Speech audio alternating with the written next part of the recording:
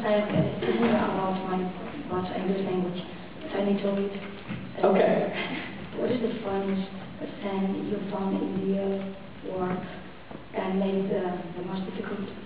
The funniest thing I did on the L word and the most difficult thing I did on the L word. And the most difficult. Yeah. Sometimes the funnest thing is the most difficult thing. You know what I mean? Because I love a challenge. Well, I love a challenge, a difficult challenge, and then to triumph over the challenge, it becomes a fun thing. I think I said yesterday, I think that last scene was fun. It was a bit of a challenge, but it actually wasn't too much of a challenge. But it was just fun to do because it was just came really naturally and easily, and that last scene, breakup scene. So that was fun. And the most challenging thing, wow, this is easy. That first crazy monologue that they wrote that introduced my character as a trapeze artist, and I'm saying, you know, love is like a trapeze. I could not make sense of that monologue, and I tried my best to try and make sense for me so I could, you know, communicate it and perform it. But it was a difficult monologue, and I don't think I triumphed over that one. But it was hard, and I just couldn't make sense of the writing of it. I tried, but I think I failed. But yeah, so that was the most difficult. Yeah, and it was just fun. The whole experience of working with, you know, almost an all-female cast and, you know, largely female crew. It was just refreshing, and that was fun in and of itself. So, thanks. Yeah. You got another?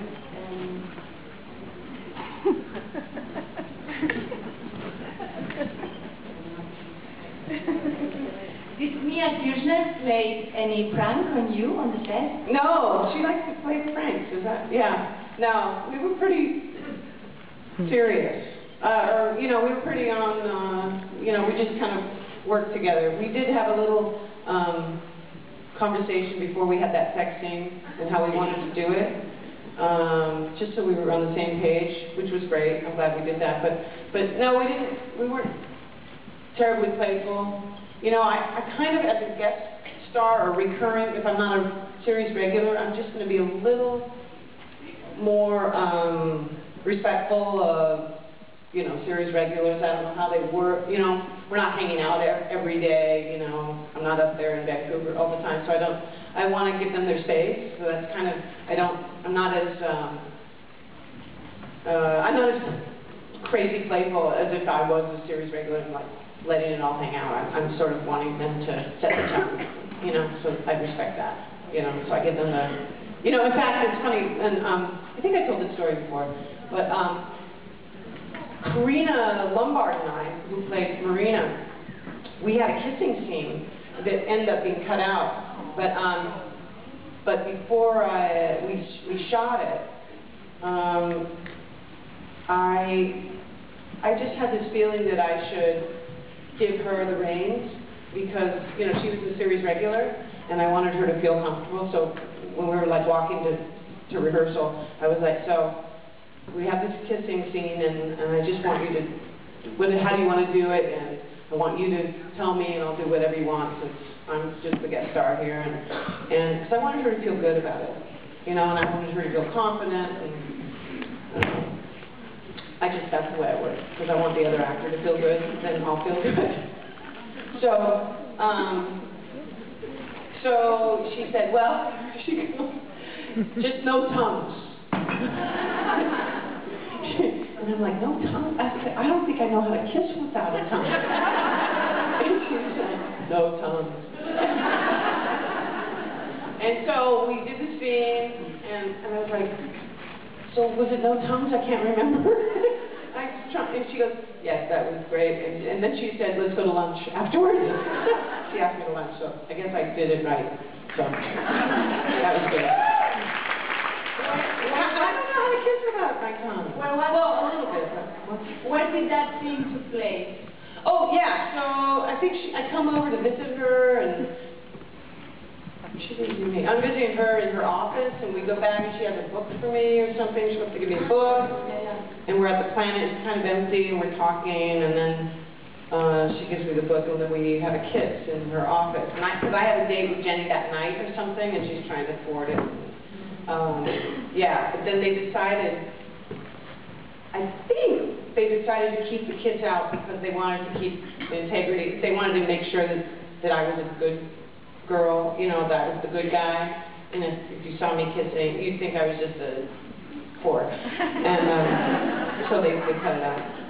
Yeah. Okay, it's too bad. I think it was a good one. I think it was, I don't know, people said it looked hot, so who knows. I never saw it. Yeah. It's something around the cutting room. Yeah. What was Robin thinking when she decided to introduce Jenny, her friend? Robin wasn't thinking anything. It was the writers trying to get Robin out of the script. Well, yeah, obviously, I think I've mentioned this before. I think they had to, from season 1 to season 2, they had made a decision about the future of Jenny's character, and it did not, it ended up that it didn't include Robin, so they had to quickly get rid of that Robin storyline. And so to do that, they had to sort of falsely write some stuff about Robin, you know, because I don't feel like she was that obsessive, but I had to make it work in my head, because they had to, you know, get rid of that character. So, yeah, obviously, they just pushed that agenda. Robin had the agenda of, you know, let's get on with this.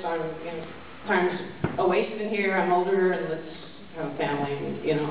So, well, I don't know. I guess Robin was thinking that it would be all good and a nice thing if, you know, time to meet the friends and everything, and it'll be, you know how you do that if you're dating someone new and see how.